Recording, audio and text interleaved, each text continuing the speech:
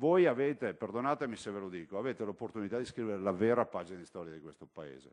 Se non la scrivete voi, la scriverà qualcun altro, ma prima o poi l'autonomia verrà. Cioè, rendiamoci conto che su 20 regioni italiane, 17 hanno già un percorso attivato.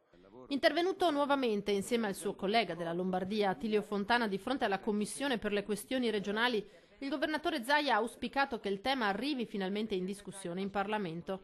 Non si può dimenticare che è già stato previsto che ci sia un sì o un no su questo tema, ha aggiunto. Se così non fosse, ci si dica chiaramente che non si vuole realizzare l'autonomia. Zaia ha quindi ribadito alcuni fondamenti dell'istanza portata avanti dal Veneto, a cominciare dalla sua piena costituzionalità. Abbiamo avviato un progetto che è assolutamente in linea con la Costituzione repubblicana e con tutte le leggi.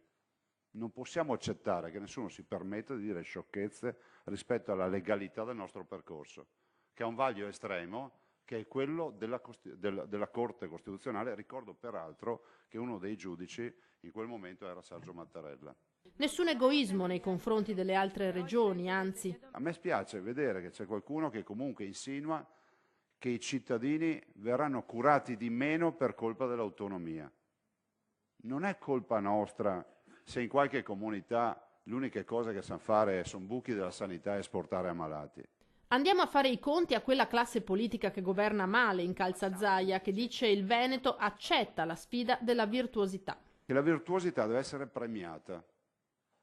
Noi non stiamo proponendo la secessione dei ricchi, non stiamo proponendo un progetto di sublimazione dell'ingordigia e dell'avarizia del nord o altre boiate che sento dire.